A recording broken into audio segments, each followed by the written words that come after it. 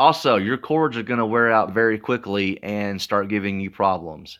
It is important to always buy brand new cords, and if you're going to be tattooing on a regular basis, prepare yourself to be replacing your cords quite often. Um, I go through gaps of time where I don't tattoo much, or through times when I tattoo a lot, and I'm usually buying between 3 and 6 pairs of cords each year. Now, the line work, outlining. Let's see. Let's start with the fact that you should only use outline needles for outlining.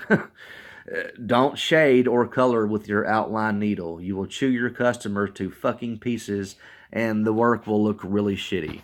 You're going to cause scars and hideous displays of work this way. Use your outline needles for outlining the fuck only. Basically, your job during the outline process is to put the cleanest, most precise, mathematical, and prettiest outline on without wiping off the stencil.